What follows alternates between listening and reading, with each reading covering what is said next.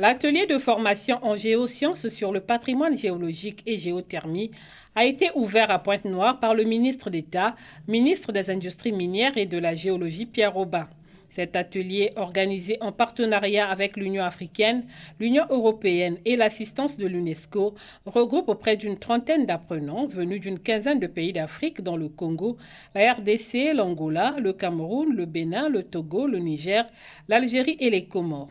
Ces derniers vont plancher sur le patrimoine géologique. Souhaitant la bienvenue aux participants à cet atelier, le député maire de la ville de Pointe-Noire s'est réjoui de sa tenue dans sa ville centenaire avant d'en dégager les principaux enjeux. PANAF Géo est un programme de formation sans précédent qui est piloté par les services géologiques européens et africains.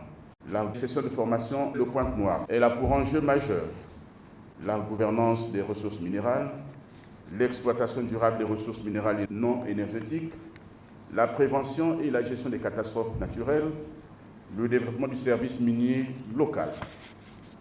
L'objectif de cette session est de dispenser une formation théorique sur le terrain, visant à intégrer les concepts de géodiversité, de patrimoine géologique et de géoconservation. Le représentant de la coordination de PANAF Géo a mis à profit cette opportunité pour faire un point d'étape de ce programme lancé en 2016 à Dar es Salaam en Tanzanie en vue du renforcement des capacités des services géologiques africains. C'est un programme cofinancé par l'Union européenne et un consortium de 11 services géologiques européens, avec également le soutien et la coopération des pays hôtes via leurs ministères et services géologiques en Afrique.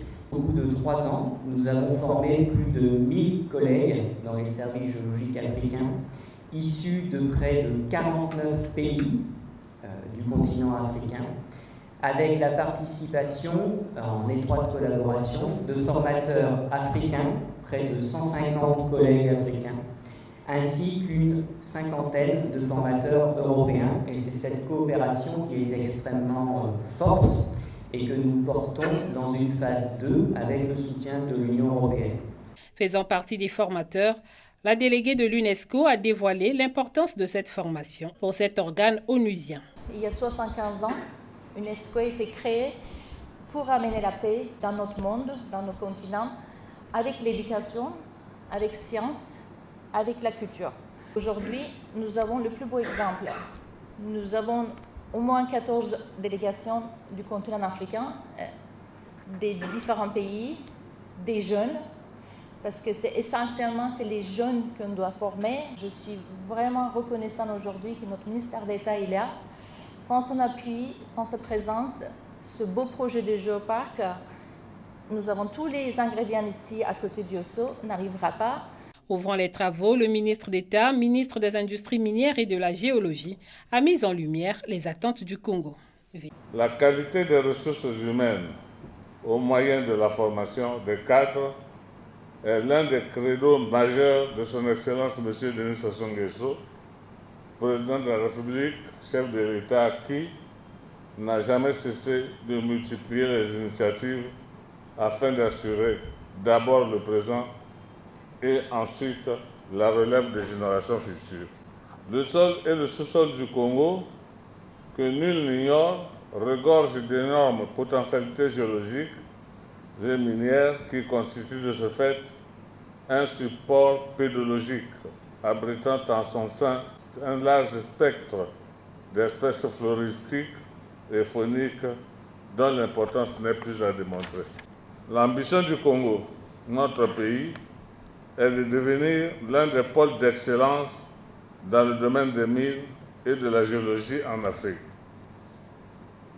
Ce programme s'inscrit donc dans le droit fil de nos perspectives en ce qu'il consiste à renforcer les capacités et les liens entre les services géologiques africains et européens à travers les fédérations respectives que sont l'Organisation des services géologiques d'Afrique, OAGS, et l'Eurogeo-Surveys, EGS. La thématique chargée dans le cadre de la présente session est le patrimoine géologique, une véritable source d'inspiration. À mon humble avis, Un patrimoine est une chose chère, sacrée, ayant une valeur culturelle et historique et que l'on doit préserver jalousement. La géologie du Congo a permis l'existence d'un écosystème très diversifié. Je me réjouis aussi de savoir que cette formation sur le patrimoine géologique ouvrira, à n'en point douter, les bases d'une réflexion approfondie sur la création d'un géoparc UNESCO dans notre pays. Nous comptons sur la bonne assistance de l'UNESCO, de l'Union européenne, du BRGM, de l'EGS et d'autres organismes en vue d'accompagner le Congo dans cette longue procédure d'inscription. Aussi, la présente formation vise-t-elle à s'approprier les techniques d'investigation dans la recherche géologique et minière dans les milieux professionnels, utilisant la méthode et les outils intelligents ainsi que les dispositions en matière de sûreté et de sécurité irrelatives. L'ambassadeur du Congo à l'UNESCO s'est dit disposé à faire le suivi de ce projet. La spécificité de ce projet réside dans le fait que sur le site de Diosso, où ils vont se rendre, ils ont la possibilité d'associer 3 dimensions. La dimension culturelle, liée au royaume de Luango et à la route des esclaves. La dimension géominière, dont on vient de parler, et la dimension, j'allais dire, écologique, par la protection du site naturel, parce que la mer avance, les sols reculent. Le Congo a la possibilité ici de faire 3 en 1. Et c'est une possibilité qui est rarement offerte aux pays comme les nôtres. Donc c'est à nous de savoir saisir cette opportunité pour faire en sorte que notre pays bénéficie des effets positifs qui résulteront de cela. Donc c'est un projet dont les effets vont être mesurés à moyen et à long terme. Et nous sommes heureux de repartir à Paris, continuer à accompagner ce dossier, faire en sorte que la direction générale en charge des sciences comprenne que le Congo est une destination qu'il faut favoriser pour tous les aspects pluridimensionnels qui entourent ce projet. À la faveur de l'ouverture de cet atelier, un accord de partenariat a été signé entre l'Institut de géologie de la Pologne, la Direction générale des mines et le Centre de recherche géologique et minière du Congo. L'accord qu'on vient de signer aujourd'hui a pour objet de pouvoir permettre des échanges entre les chercheurs, entre nos institutions et surtout de permettre à nos agents ici de pouvoir séjourner de temps en temps dans les laboratoires en Pologne qui sont des laboratoires suffisamment équipés, ce que nous n'avons pas encore, donc d'acquérir ces connaissances. Et de leur part aussi, ils viendront ici pour pouvoir travailler avec nous sur le terrain parce qu'ils sont aussi intéressés par les aspects géologiques de notre pays. Peut-être qu'ils pourront, lorsque un certain nombre